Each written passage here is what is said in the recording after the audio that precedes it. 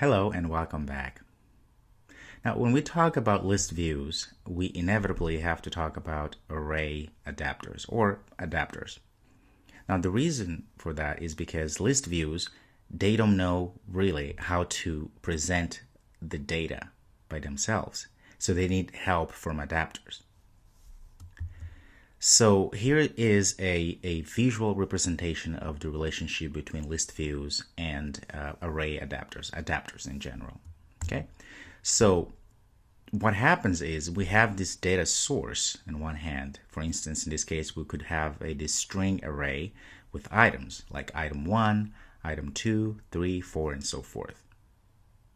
And now in order to get that these items here, these array strings, into a list view, we would need an array adapter or adapter.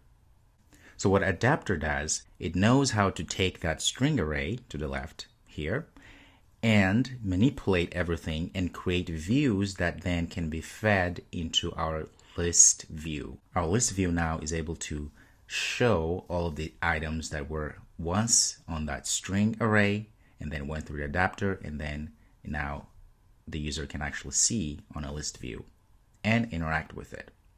So the idea of these adapters, array adapters, and adapters in general, it can be a little bit confusing, but just think of it just like in the real world. In the real world, you could have power adapters or any sort of adapters that you can think of. What they do really is just transforming one form of something into something else, or in other words, create this bridge so that two things that sometimes could be very unrelated, so that they can communicate, right? You can also think of, let's say, a translator could be a good example to be called an adapter, because a translator, somebody who knows two languages, can take what is said from language A and translate it into something that somebody who understands language C can then understand what a person was saying.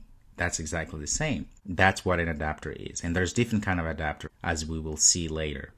So an adapter is responsible for creating a bridge of communication between, let's say in this case, our data source and our list view. And it also is responsible for making a view for each item. So this adapter here goes ahead and creates each view that can then be seen in our list view here. That's the job of an adapter.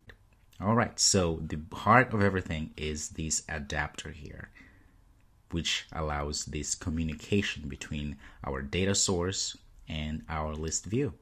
Okay, well, I'll see you in the next video where we'll talk more about list views. All right, see you then.